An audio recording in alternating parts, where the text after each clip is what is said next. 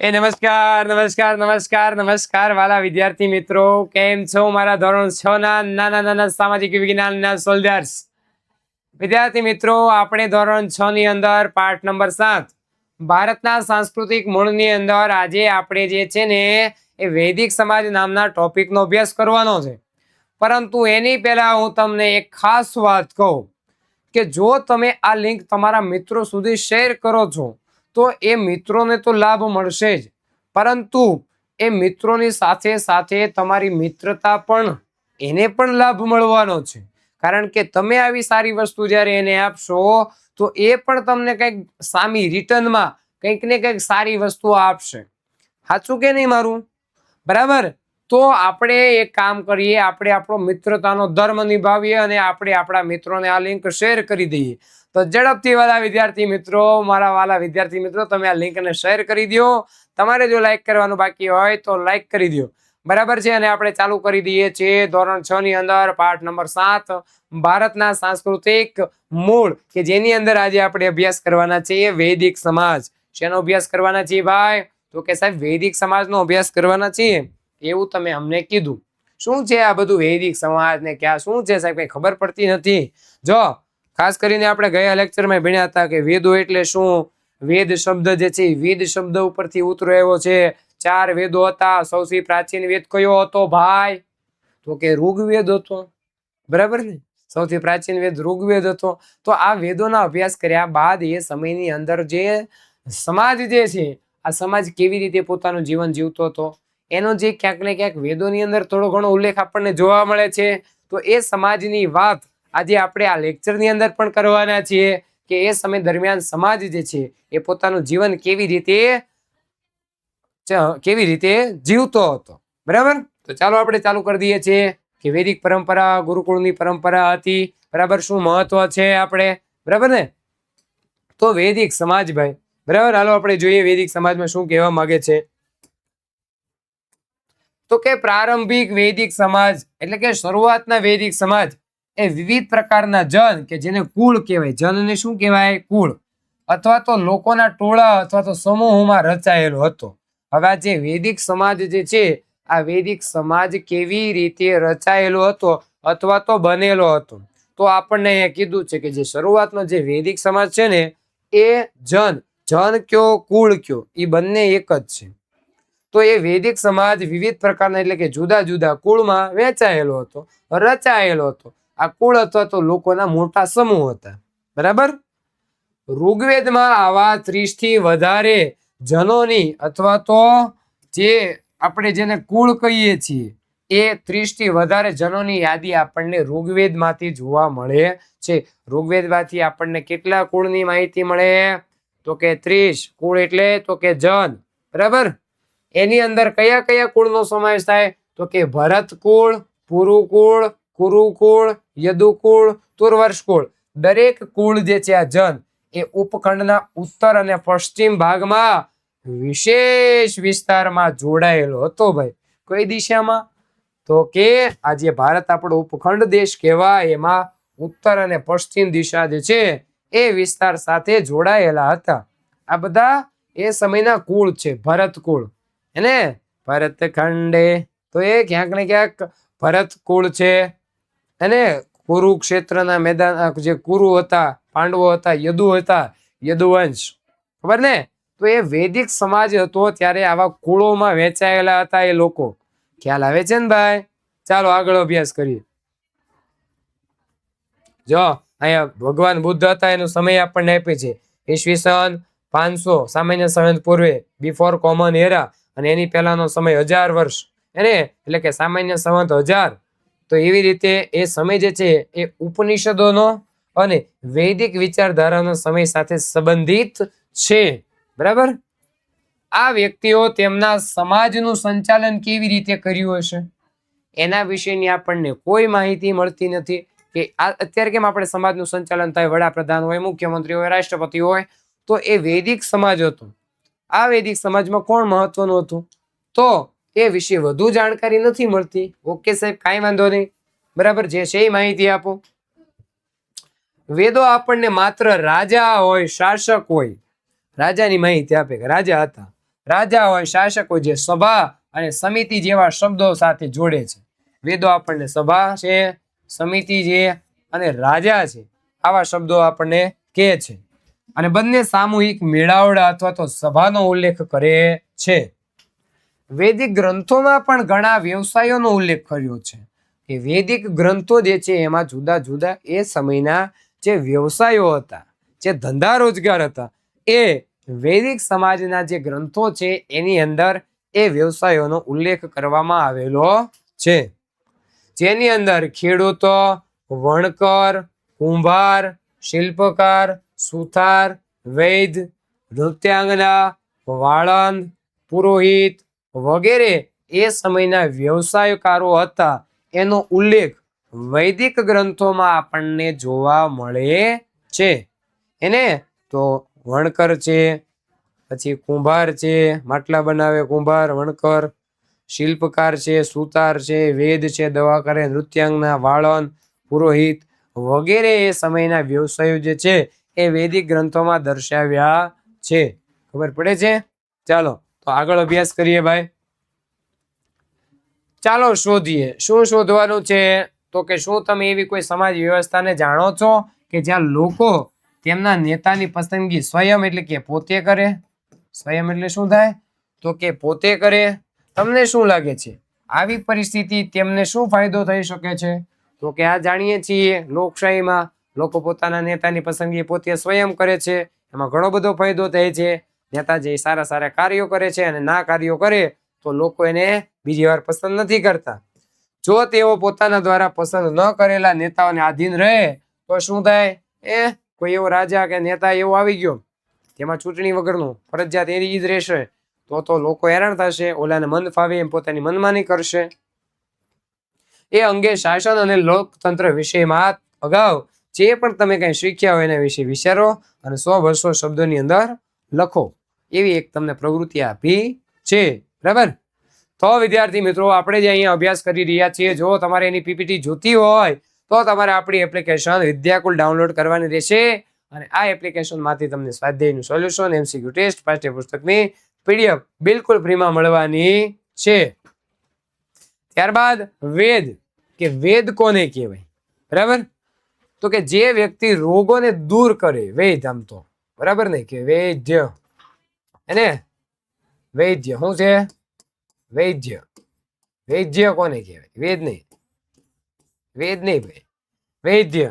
એને તો આ વૈદ્ય કોને કહેવાય? તો કે જે વ્યક્તિ રોગોને દૂર કરે અથવા તો મટાડવા માટે પરંપરાગત પદ્ધતિનો ઉપયોગ કરે તેને વૈદ્ય કહેવામાં આવે છે. એને તો એ વ્યક્તિ જે રોગોને મટાડવા માટે અથવા દૂર કરવા માટે પરંપરાગત રીતે સારવાર કરે, ઉપચાર કરે, એ પદ્ધતિનો ઉપયોગ કરે તો એ વ્યક્તિને વેદ કહેવાય. એને પ્રાચીન સમયમાં ડોક્ટરોને ખાસ વેદ કહેવાતું કે જાઓ વેદને બોલાય આવો, મને પીડા થાય છે.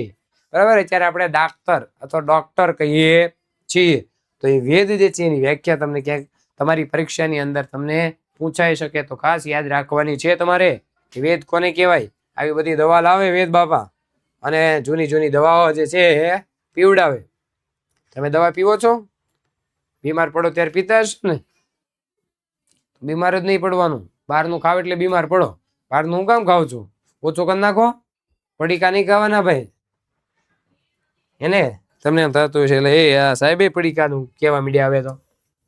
ત્યારબાદ આવે છે બાળકો વૈદિક દર્શન. બરાબર? વૈદિક સમાજ વિશે માહિતી મેળવ્યા હવે દર્શનો જે છે જે ધાર્મિક બાબતો એની વિશેની વાત કરવાની કે આ વૈદિક સંસ્કૃતિમાં ઘણી ધાર્મિક વિધિઓ હતી જેવી કે યજ્ઞ, એને ઓમ સ્વાહા, તો એ વિકસિત થઈ જે વ્યક્તિગત અથવા તો સામૂહિક લાભ અને કલ્યાણ માટે વિવિધ દેવતાઓ અને એમાં દેવતા અને દેવીઓ એને સમર્પિત અથવા તો નિર્દેશિત હતી.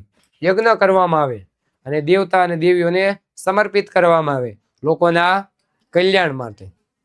એને તો ઘણી બધી ધાર્મિક વિધિ હતી. એમાંની એક વિધિ હતી યજ્ઞ. તો એ વૈદિક દર્શનમાં જોવા મળે છે. વૈદિક ધાર્મિક વિધિઓમાં ફક્ત અગ્નિ એટલે કે અગ્નિ સાથે સંકળાયેલા દેવને પ્રાર્થના અને અર્પણનો સમાવેશ થતો હતો. બરાબર? ખાલી અગ્નિ અને અગ્નિ સાથે સંકળાયેલા દેવી દેવતાઓનો જ પ્રાર્થનાનો સમાવેશ થતો. પરંતુ સમય જતા આ ધાર્મિક વિધિઓ વધુ જટિલ બની એટલે કે મુશ્કેલ. જટિલ એટલે શું થાય? તો કે વધારે પડતી મુશ્કેલ બની. ખ્યાલ આવે?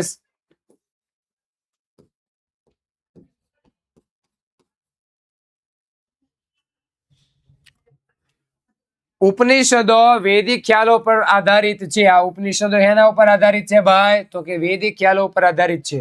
અને પુનર્જન્મ, એને પુનર્જન્મ એટલે શું થાય? તો કે ફરીવાર જન્મ મળે, પુનર્જન્મ કહેવાય. એના ઉપર અને કર્મ એ આપણી ક્રિયાઓ ઉપર અને તેના પરિણામો જેવા કેટલાક નવા ખ્યાલો રજૂ થાય છે. બરાબર ને? ઉપનિષદો જે છે એ વૈદિક ખ્યાલો ઉપર આધારિત હતી. જે જૂના જૂના વેદના જે ખ્યાલ હતા એના આધારે ઉપનિષદ લખાયેલા હતા. પુનર્જન્મ જે પુનરાવર્તિત જન્મ, ફરીવાર જન્મ થાય ને પુનર્જન્મ કહેવાય. આપણી જે ક્રિયા હોય એને કર્મ કહેવાય. વેદાંત તરીકે ઓળખાતી વિચારધારા વેદાંત તરીકે ઓળખાતી આપણી વિચારધારા અનુસાર બધું એ માનવ જીવન, પ્રકૃતિ, બ્રહ્માંડ અને દેવી તત્વ જ છે. બધું શું છે? તો કે માનવ જીવન, પ્રકૃતિ અને બ્રહ્માંડ એ એક દેવી તત્વ જ છે. એક શબ્દ છે બ્રહ્મ. શું શબ્દ છે ભાઈ? આ બ્રહ્મ, આ ભગવાન બ્રહ્મથી અલગ છે, અથવા ક્યારેક ફક્ત તેનો તત્ કહેવામાં આવે છે. શું કહેવામાં આવે છે? એને ફક્ત ને ફક્ત તત્ કહેવામાં આવે છે. આ બે પ્રખ્યાત મંત્રોમાં સરળ પણ ઊંડાણપૂર્વક વાત વ્યક્ત કરવામાં આવી છે. જો અહીંયા આપણને એક મંત્ર આપ્યો છે નીચે, બરાબર ને? એમ બહુ સરળ અને ઊંડાણપૂર્વક વાત કરી છે કે અહમ બ્રહ્માસ્મિ. હું કીધું? અહમ બ્રહ્માસ્મિ એટલે કે હું જ બ્રહ્મ છું, અર્થાત હું જ દિવ્ય છું. તતત્વમ અસી એટલે કે તમે એ જ બ્રહ્મ છો. તતત્વમ અસી એટલે કે તમે જ બ્રહ્મ છો, એવું જોવા મળે છે. એમાં તો કે વૈદિક ખ્યાલો હતા એમાં. બરાબર ને? ઉપનિષદોમાં પણ આત્મન અથવા સ્વની કલ્પના કરવામાં આવી છે. બરાબર ને? તો આત્માની શેની? તો કે આત્માની અને સ્વની એટલે પોતાની કલ્પના કરવામાં આવી. દરેક જીવમાં વસે છે, પરંતુ બ્રહ્મનું સ્વરૂપ છે. તે અનુસાર આ જગતમાં બધું જ પરસ્પર એકબીજા સાથે જોડાયેલું છે, એકમેક પર આધારિત રાખે છે. તેમાં એક મહત્વપૂર્ણ પ્રાર્થના જે છે, આ પ્રાર્થનાનું વર્ણન કરવામાં આવ્યું છે, જેનું કામ જોવામાં લખ્યું સર્વે ભવંતુ સુખીન. એને સર્વે ભવંતુ સુખીન અથવા બધા જીવ સુખી રહે, સાથે રહે અને બધાના રોગ અને દુઃખથી મુક્તિ મળે એવી કામના કે એવી ઈચ્છા વ્યક્ત કરવામાં આવી છે. શું કીધું છે પ્રાર્થનામાં? જો સર્વે ભવંતુ સુખીન, બધા સાથે રહે, સુખી રહે અને બધા રોગ અને દુઃખથી મુક્ત રહે. કોઈને રોગ ના થાય, પીડા ન થાય, એનાથી એ કેવા રહે? તો કે દૂર રહે એવી વાત કરવામાં આવી છે. ચાલો વિચારીએ, શું તમે આ મહત્વપૂર્ણ બોધ એને એવી આપતી અન્ય કોઈ વાર્તાઓ સાંભળી છે કે વાંચી છે? એને આપણને અત્યારે કેવી મહત્વપૂર્ણ બોધ અને વાર્તાઓ આપણને આપી છે, એવી વાર્તાઓ તમે ક્યાંય બીજી કંઈ સાંભળી છે? તો કરો કોમેન્ટ, ક્યાં સાંભળી, કોની પાસે સાંભળી છે. તમે તેમાંથી કયા મૂલ્યો શીખ્યા? તમે એમાંથી શું શીખ્યા ભાઈ? એ કોમેન્ટ કરવાનું છે. ત્યારબાદ આવે છે ચેતના. ચેતનાની વ્યાખ્યા પૂછાઈ શકે કે ચેતના એટલે શું ભાઈ? એને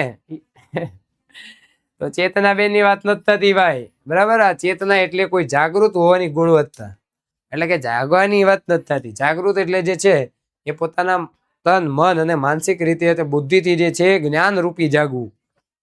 જાગૃત હોવાની જે ગુણવત્તા અથવા તો અવસ્થા છે એને ચેતના કહેવાય. ઉદાહરણ તરીકે પોતાની અંદર કોઈ પણ વસ્તુ વિશે જાગૃત હોવું, તો એ પણ એક પ્રકારની ચેતના છે.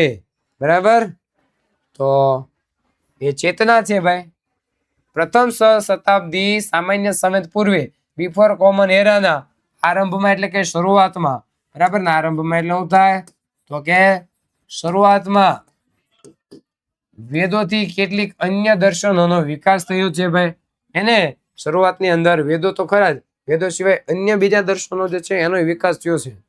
અને તેમાંથી એક હતો યોગ. એમાંથી કયો યોગ હતો? તો કે યોગ દર્શન, જેમાં વ્યક્તિ પોતાની ચેતનામાં બ્રહ્મના આત્મબોધને પ્રાપ્ત કરવાનો ઉદ્દેશ્ય રાખી અને વિવિધ પદ્ધતિઓને વિકસાવવામાં આવી. એને યોગ દર્શન. બાબા રામદેવ હવારમાં બેહે યોગ કરે ને તો એ યોગ દર્શન એ પ્રાચીન કાળની સંસ્કૃતિ છે આપણી. આજે વિશ્વમાં 21 જૂન આપણે યોગ દિવસ તરીકે ઓળખીએ તો એ મૂળ ભારતની દેન છે.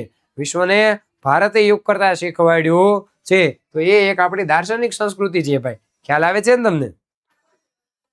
આ તમામ દર્શનોના સંયોજનથી એટલે કે જોડાણથી, સંયોજનથી એટલે શું થાય તો કે જોડાણથી કેટલાક આધારભૂત વિચારો ઊભા થયા જેને આપણે આજે હિન્દુ દર્શન તરીકે ઓળખવામાં આવે છે. આજે એને શું કહીએ આપણે તો કે સાહેબ હિન્દુ દર્શન કહીએ છીએ. તો બસ આજે આપણે અહીંયા હિન્દુ દર્શન સુધી રાખીએ છીએ અને મળીએ છીએ નવા લેક્ચરની અંદર નવી માહિતી સાથે. ત્યાં સુધી મારી સાથે જોડાયેલા રહો ગુજરાતની નંબર 1 યુટ્યુબ ચેનલ એટલે કે વિદ્યાકુલ ગુજરાતીની અંદર. તો મળીએ છીએ નવા લેક્ચરમાં નવી માહિતી સાથે. ત્યાં સુધી બધાને જય હિન્દ, જય ભારત, ભારત માતા કી જય, જય જય ગરવી ગુજરાત.